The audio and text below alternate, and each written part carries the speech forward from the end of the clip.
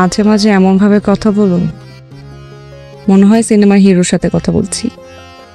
আর তুমি আমার হিরোইন। শ্রমিককে ফাহাদ যেভাবে টাকার জন্য ভালোবাসা বিক্রি করা নিয়ে অপমান করেছে তার প্রতিক্রিয়ায় শ্রমিক হয়তো নিজের সম্মান রক্ষায় কোনো ব্যবসায়িক কাজে মন দেবে। ফুপুর দেওয়া পরামর্শ অনুযায়ী সে নিজেকে প্রমাণ করার চেষ্টা করবে। বড় লোকের মেয়ে, কারেন্ট চলে গেছে, বেচারি গরমে ঘামতেছে। একটা জেনারেটর কিনে নেবেন, কালকে সারা রাত কারেন্ট ছিল না, আপনি কিভাবে ঘুমাইছেন? এদিকে ফাহাদের সেই বড় লোকের আদরের মেয়ে গরমের মধ্যে কিভাবে কাটাবে এ নিয়ে দুশ্চিন্তা তার শ্বশুর শাশুড়ি। তাই সকালে উঠেই তার শাশুড়িকে একটা জেনারেটর কেনার টাকা দেয়। আমাকে টাকা দিয়ে কেনা যায় না। তুমি কি মনে করছো আমি কি আমার ভাইয়ের মতো লোভী নাকি? এই যৌতুক আমি নিব না, যা আমাকে নিয়ে ভাবতে হবে না।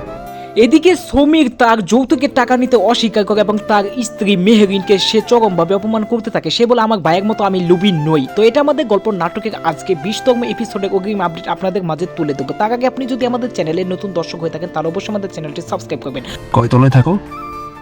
8th floor. আগামী 19তম পর্বের সবচেয়ে ইন্টারেস্টিং বিষয় হচ্ছে যে ফাহাদ এবং মিগার ভালোবাসার কথাটা সাইরা জেনে যাবে এবং তাদেরকে চরমভাবে অপমান করতে থাকবে।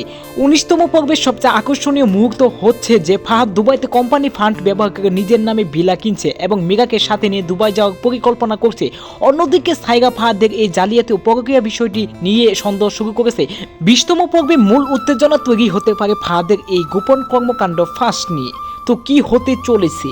তো এদিকে শ্রমিক তার ফুপুর সাথে আলোচনা করছে, কেননা তাকে একটা বিজনেস দাঁড় করা হবে। সেই ব্যবসা বাণিজ্য নিয়ে তার ফুপের সাথে আলাপ করছে। সে বলছে যে অন্যের মালিকানা দিন সে কোনো কাজ করবে না, সে নিজে যে কোনো কিছু করার চেষ্টা করবে, যার কারণে সে এখনো সে হতভম্ব হয়ে বসে আছে। 20তম পর্বে আরও একটি আকর্ষণীয় মুহূর্ত হচ্ছে যে ফাহাদ এবং মিগার প্রেমের বিষয়টা সাইরা সম্পূর্ণভাবে জেনে যাবে এবং সেটা সম্পূর্ণরূপে তার বাবাকে বলবে এবং অফিসের সম্পূর্ণ দায়িত্ব এবং ভবিষ্যৎ চেয়ারপারসন হিসেবে তিনি বসবেন এবং মিগাকে অফিস থেকে বাহির করে দেওয়ার জন্য তিনি বিভিন্নভাবে চেষ্টা করতে থাকবেন।